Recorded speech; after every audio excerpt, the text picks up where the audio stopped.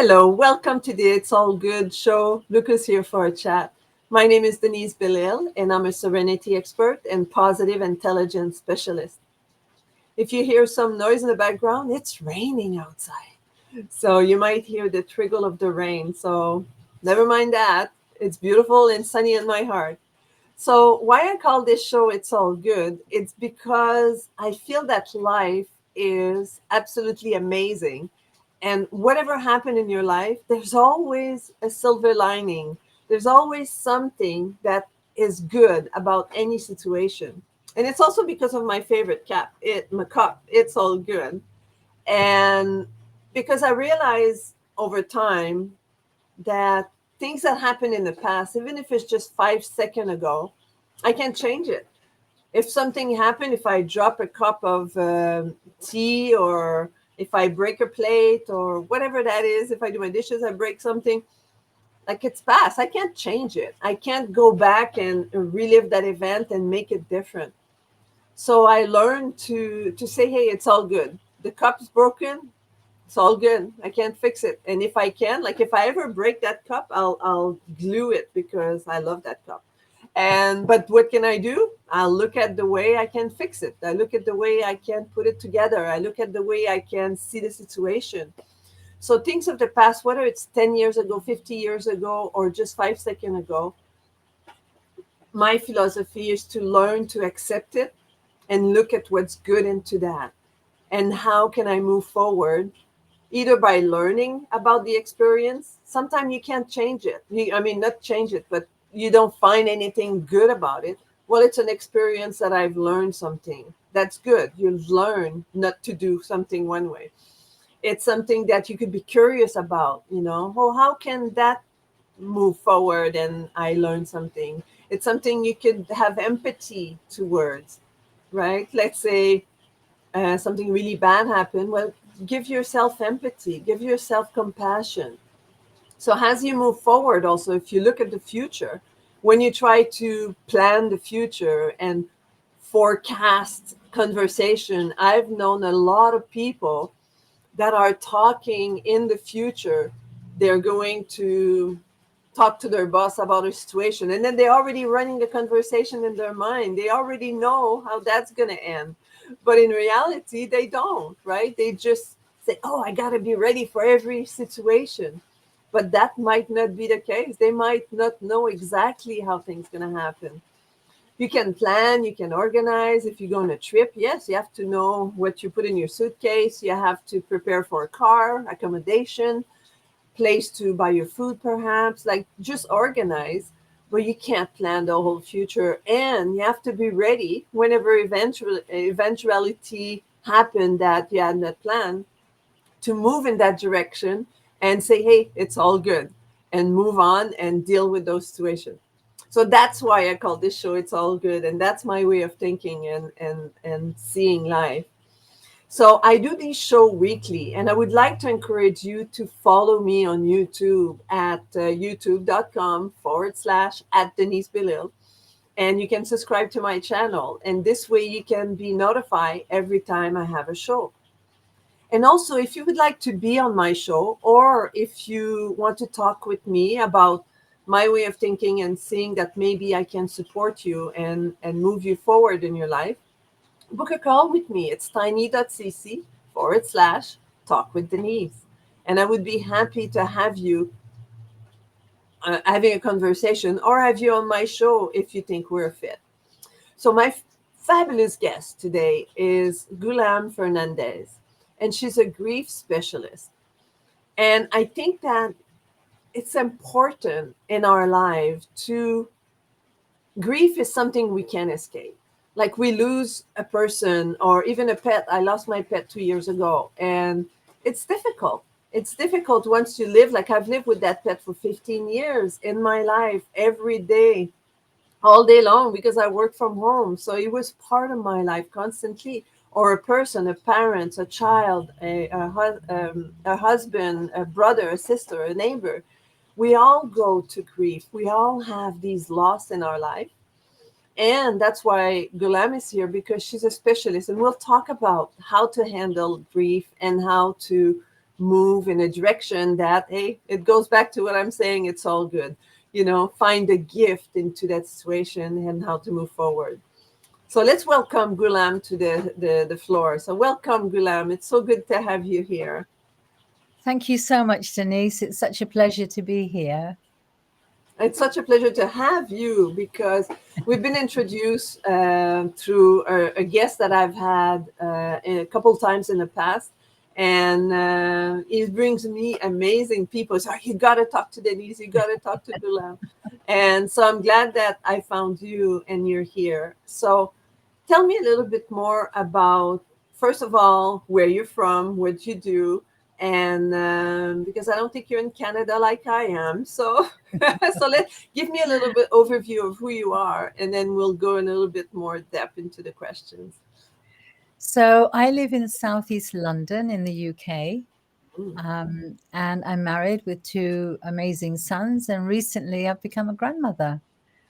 Congratulations. So that's just a little bit about me. What else would you like to know? The beauty of being a grandparent is that you still have responsibilities at times, especially if they're close, but then you give them back. As opposed to when it's your own kids, it's like, Yes. okay, they're still there the next day crying.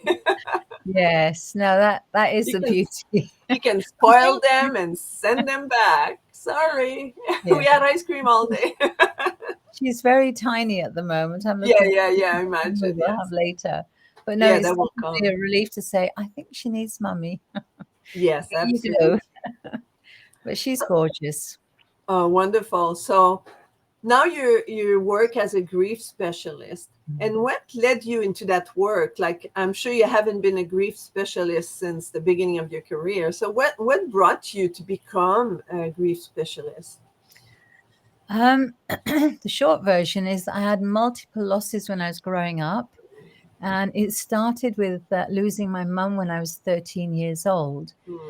I'd never heard anybody talk about grief or how you handle it Yeah. or what works or doesn't work. And so when somebody tried being helpful and just saying to me, oh, you mustn't cry, you've got to be strong, I just took it on board. And I spent years, every time I wanted to cry, I'd tell myself, I mustn't cry, I've got to be strong. And so my grief sat there for years. And then when I was around 30, my older brother died very suddenly from a massive heart attack. And so all the unresolved grief from my mum's death then came up, as well as the grief from losing my brother so suddenly. And then on top of that, I suddenly became really aware of my own mortality and very fearful about death and dying, because I used to think old people died and other people died, and all of a sudden it wasn't old people. As I said, he was only a year and a half older than me, and it wasn't other people. So that led me on a whole quest to try and make sense of grief and how to move forward. I tried so many things, and there's a whole.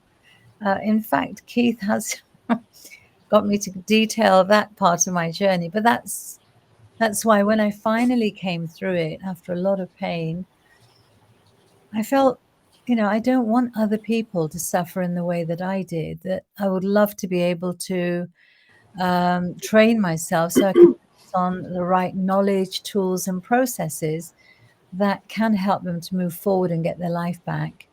I also learned on my training, I used to think that grief was just about bereavement. But I Was learned just about what? Sorry. bereavement, people dying. Okay. It's a commonly held belief that Okay. grief is to do with.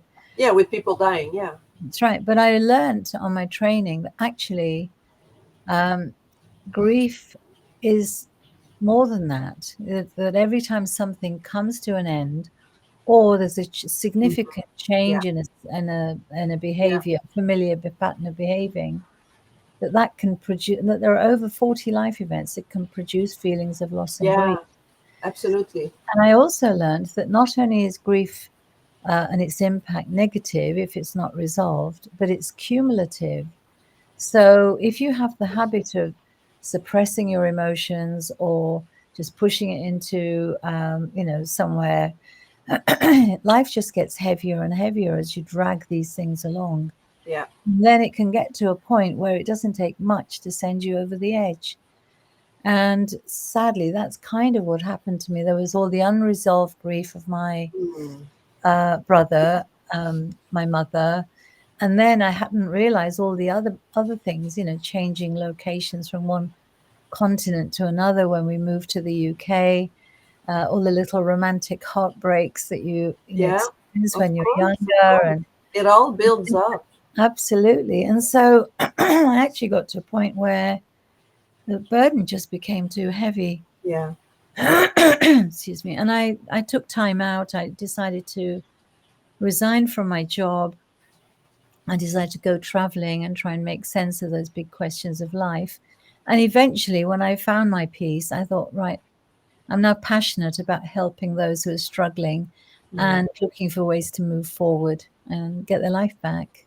Yeah, that's so important. And I love one point that you said that I'd like to emphasize on is that grief can come in from many different directions, right? Like the heartbreak, you could breathe. Like some people are as sad at a breakup as if the person had died, Yeah. right? Because they know it's finite, right? There's Yes. no going back. And when Yeah. somebody died, that there's no going back, Yes. or losing a job or moving, as you mentioned, right? Like these are defined like finite events that is just as troubling as the loss of a person, right? Yes. And sometimes people think that there's like a hierarchy, like, oh, it must be so much worse for you because you've lost a child. I've only lost a pet. But as you said, if that pet has been part of your life every day for 15 years, it's almost, and maybe your child, you had a terrible relationship. They were And very you abusive see and them, everything else. yeah. And Like the maybe they time, didn't that's what I even was have a country. comparing. Actually, you're right, because Yeah. when I'm thinking of my cat, and now his brother is still with me 2 years later, like he's 17 now. But these I work from home, so these two cats, they're with me pretty much 24/7. Of course, I go out for groceries, I go out to see friends here and there, but most of the time we're together, right? Yeah. And pets are needy of their masters, even though people say that cats are independent, but not really. I think They're sometimes the masters are more needy of their cats, yeah, so yeah. they become So very dependent on that comfort that they yeah, provide. yeah. Yeah. And your children, you spend, at night they sleep. Okay, you're not with them. They don't come and sleep with you like the pets do. And during the day they go to school or they out of the house, so you're not with them. So you see less of your children than you see of your pet if you work from home. So that's why I agree with including pets, and people will confide in their pets, even though the pets don't reply, right? But they have them as a companion to talk with them, to have them in their arm and cry, whatever, right? Like the joy, the sadness. So I totally agree. And it's not just human, it's I think the key point there is to understand that grief and the grief journey is a unique yeah, experience. yeah, And so any kind of comparisons, or you should do this, or you shouldn't do that, or you should cry, or you shouldn't cry, yeah. it's really Everybody's unhelpful. different. Yeah, So accepting that your journey is unique to you is really important part of the healing process. Otherwise, you spend your time trying to please other people and do it right. There's no yeah, right or wrong way to grieve. yeah. And becoming aware of your own uniqueness and what helps you and what hinders you is really important, because everybody's going to have their own opinion.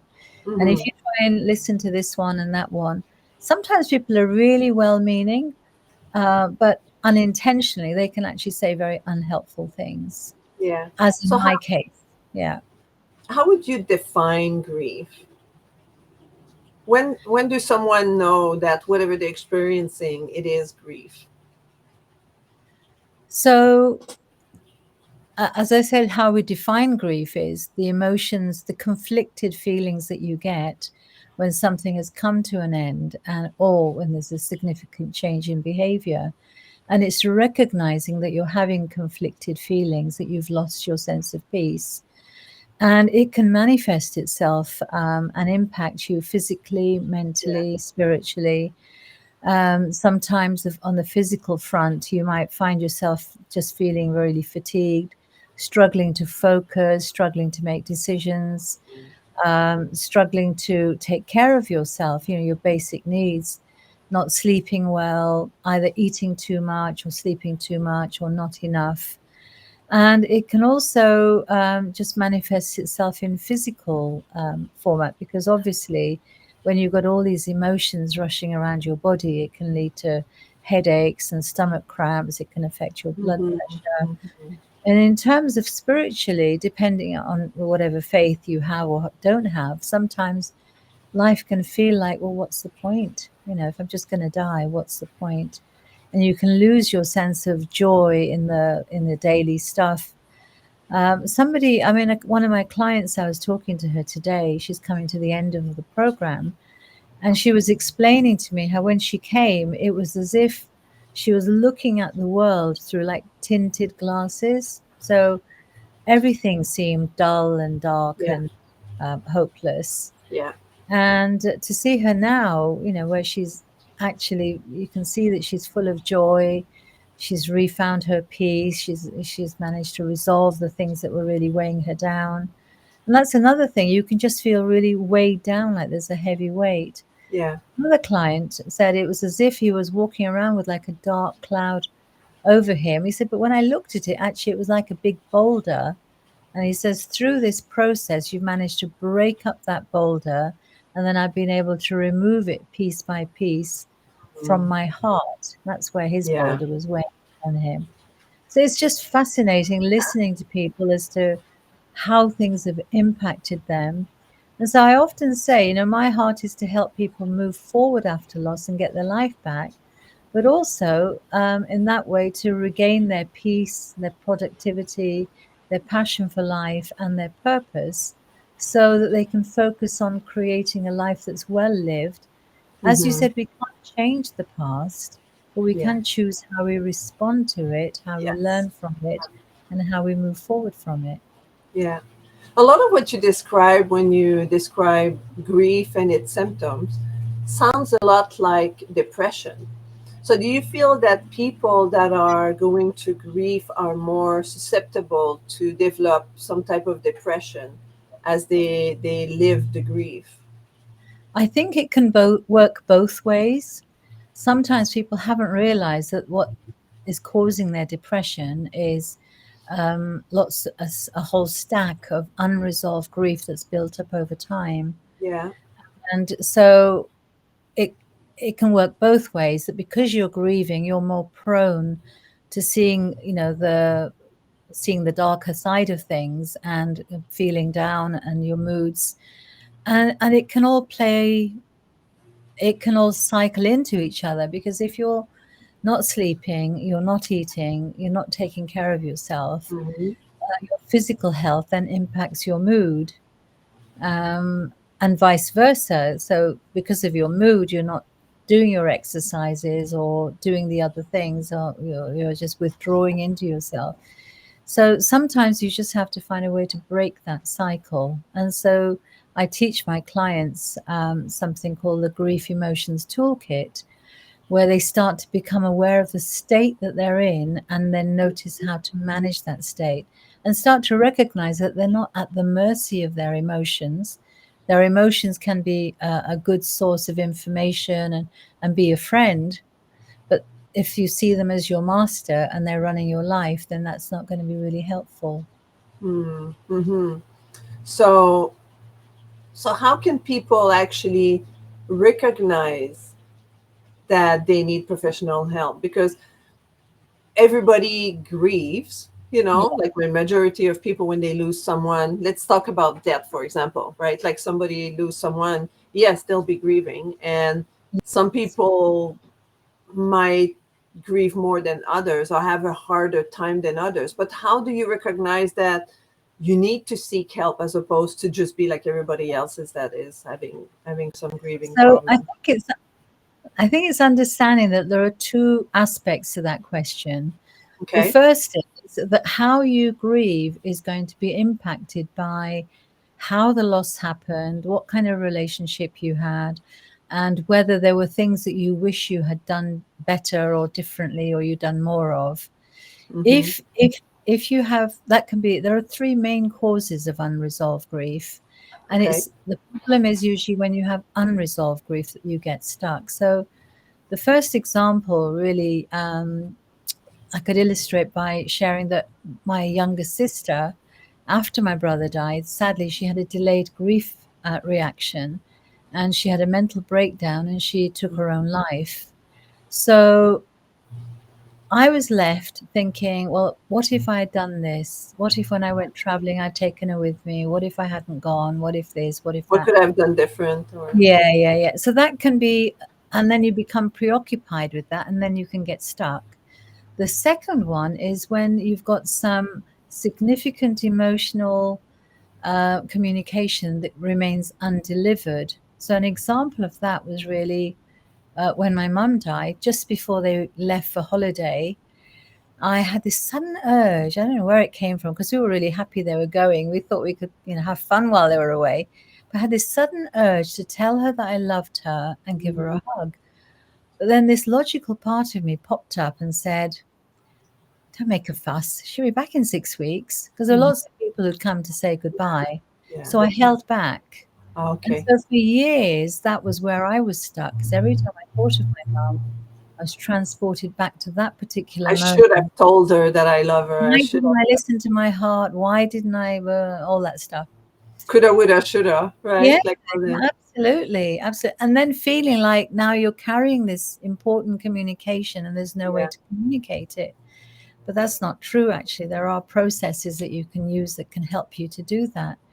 The next one is really where you had hopes, dreams, and expectations, but which were dashed when something came to an end or there was a change. So, an example of that was I had 3 miscarriages, and I was pregnant with a baby girl twice.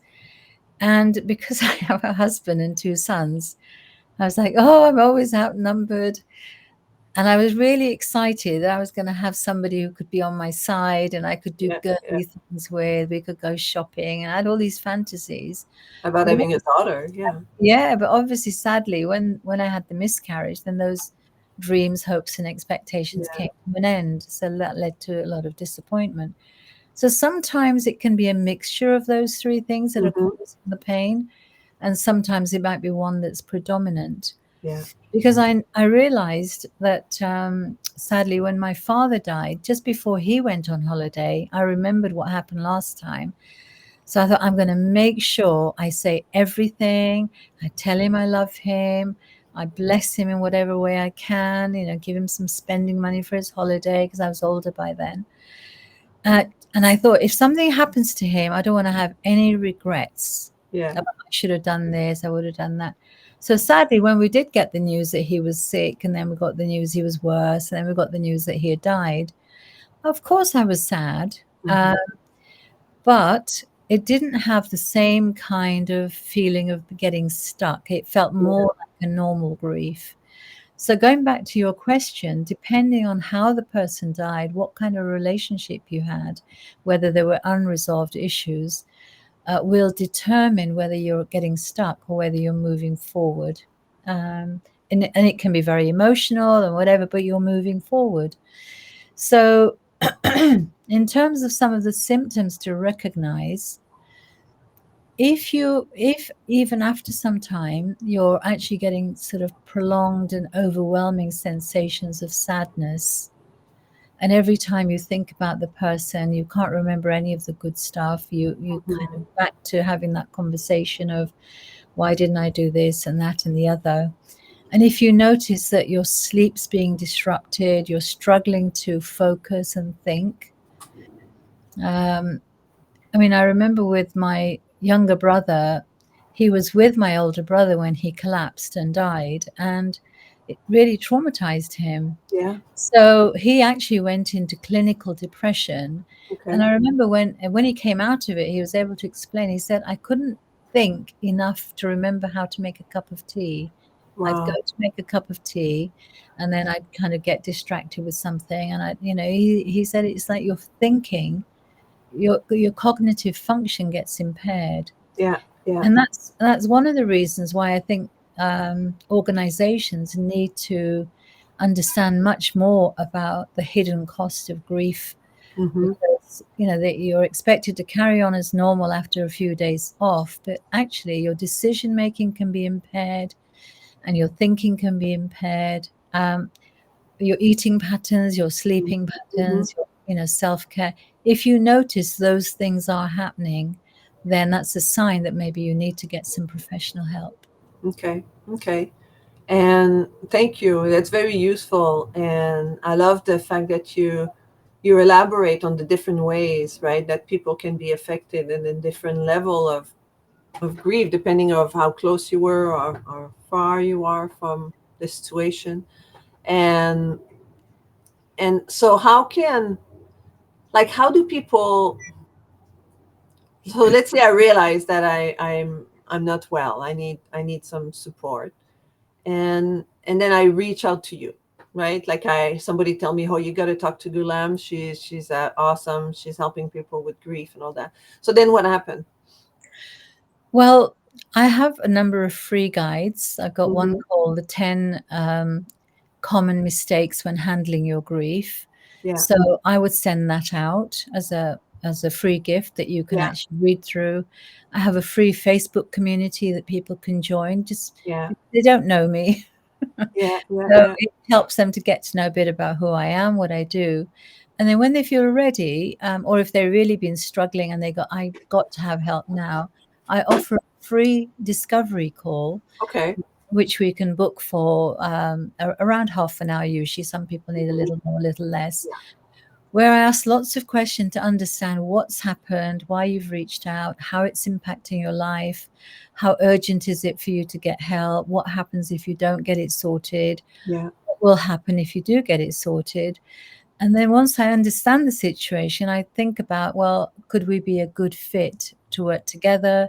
Could you be a good fit for the program that I offer? And if you are a good fit, then we'll get you signed up and registered and so on. If I feel like, actually, no, this person needs something else that's going to be more helpful at this stage, then I will signpost them.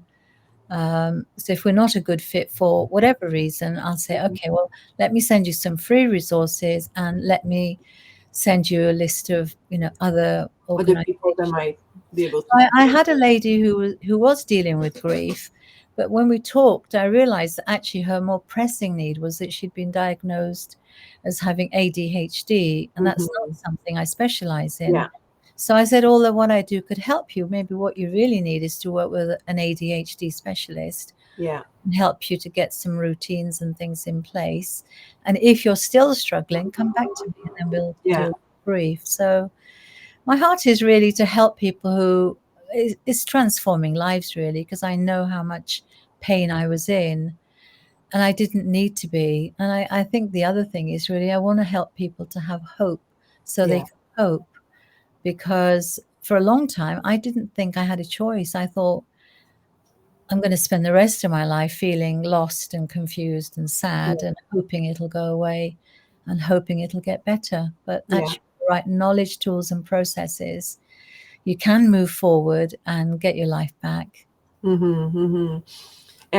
And what you've said about if you feel that you're not the right fit for that person, you will send them to somebody you feel is. It shows a lot of integrity from your part that you have at heart to really want to support the people that come to you and that you want to give them the best help possible, even if it's from somebody else's. Right? Absolutely. And I think Absolutely. it's important for a professional to be able to do that so that we're here for the people and not so much for our wallet, right? Yeah. Yeah. Well, the thing is, it's something I've learned, through time, because when I first started, I just thought I'm called to help everybody. Hmm. And so occasionally I did take on a client, not because I couldn't help them, but I hadn't apart from thinking, do they need what I have? I didn't think about, are they a good values match? Yeah, Are we going to actually be able to work together? Will they be able to trust me to lead them through the process? yeah, So I can think of one or two occasions where I didn't ask myself that question. yeah, yeah. But Yeah, when we start, it's got there, understandable, but it right? was hard, but it was really hard work. Whereas you get the right match and it's such a joy. It's It such flows for the two of you, right? For those the clients and exactly, for you, and the exactly, connection is so strong that exactly. you can read them, you can understand what they're going through, they can Yes, understand you better because they're fully aligned with what you can provide for them. So I think it makes a big yes. difference. Yeah, so I'm very careful and choosy now about who I say yes to. Yeah, which is good, which is good. And you have, I'm sure you have Good an for me. array of Good for people. me. Yeah, yeah. Yeah, you can send people to other people too, which is Absolutely. great. Yeah. So if you could give us one piece of advice, what would it be? Um, I think it would be just to remember you don't have to grieve alone, because that's a Mm, very natural response to yeah. step back, withdraw, and actually that is really not helpful. And to educate yourself about what grief is, how it impacts you, and also particularly about some of the misinformation that's out there that sounds like common sense, but actually it's really unhelpful and can get you stuck. So I would encourage people to read my guide, check out the resources on my blog, and so on, because the more equipped you are, then the better you'll handle it. And also, the work that you do in helping people to have the right mindset and to build their resilience is really important, Mm-hmm, because mm-hmm. life is going to happen. The only question is, are you going to be in a resilient, resourceful, and Yeah, aware space to handle it? yeah. So that's how people can get your guide, the 10 common mistake when healing with grief, Yes. and also that can be found on your website, which and that's how Yes. people can reach you, right? Yes, absolutely. So you can go on to handling-grief.com and you can find different ways to reach out with Gulan and get to know her a little bit more, and once you feel comfortable with who she is, and you saw today, she's an amazing woman. She has a lot to share from her own unfortunate experience of grief, but that's often how we can the best help is those that have walked the path and those that have been through the experiences that we help people, right? Absolutely. So I mean, it's unfortunate that we had to be dragged down before we can rise up and help others, but that's what makes us the strongest because we walk the path, right? Yes, I realized I had the choice of staying down or finding a way to turn my pain into my purpose. Yeah, yeah. And that's what I chose to do, because the other wasn't going to get me anywhere. Yes, of course, of Yeah. course. So yeah, I like what you've said also that people don't have to do it alone. There's help out there. You can reach out and if you and one thing that's important, and you kind of mentioned that, like if you reach out to someone and that person you don't feel right, don't be afraid to say, I Mhm. don't think you're with me. I'm going to keep looking. Right. Yes. Yeah. Because sometimes we feel like the guilt of, oh, well, but you gave me that free session No, and no, I don't, and then I say no, I feel guilty. I feel like I have no. to move forward. So don't feel like that. There are No. someone out there that can help you. You just have to look Yes. for them. Yeah. And trust your heart. Yeah. You know, I mean, I'm not saying that you have to be at your most comfortable, because sometimes you need Yeah. somebody You to need, you need a little shaking face up. the Sure. uncomfortable Sure. stuff. But there has to be a basic level of Yeah. trust Yeah. that somebody can guide you through, and that they know what they're talking about, and they can guide you to Yeah. get to the results that you want. Absolutely. Mm. Well, that's fantastic. Well, thank you so much for this amazing time together. I'm sure you, just by what you've said, helped a lot of people. And if you've been watching live, please place comment, and if you watch the replay, please ask question, put comment in the chat so that we'll revisit that chat afterwards, and then we can answer your question, and I'll put all the information of how to reach Ghulam into the comments and into the show note, so you can reach out and know a little bit more about her. So I'll put you away for now, and I'll bring you back, so don't go away. So thank you so much for listening to this amazing episode. And it's really important to, when you are grieving, when you are feeling that you're in the the negative doom spirals, that you feel like your energy is draining, look for help. Don't do it alone. And you are not the only one that's going through that. Sometimes we feel that, oh, I'm all by myself, no one can understand what I'm going through. But little you know, a lot of people keep that inside also, and you feel like you're alone. But once you start sharing, once you start opening yourself up, maybe other people can guide you towards people that have helped them perhaps in the past, people that they know, people that have watched this episode and say, hey, I watched this episode and these gal are pretty cool. So don't be afraid to reach out, talk to other people whenever you feel sad, grief, depressed. We're here to help you. So again, I just want to say, if you want to know more about my interviews, all the other people I have interviews, you can go to my YouTube channel at youtube.com/Denise Belisle. Or if you want to have a conversation with me, just book a call with me at tiny.cc/talk with Denise, and I would be more than happy to have a talk with you. And I've interviewed so many people, I've met so many people, that if I can't help you, I know someone that could. So until next time, be kind to one another, and I'm looking forward to talking with you later. Goodbye. Have a great week.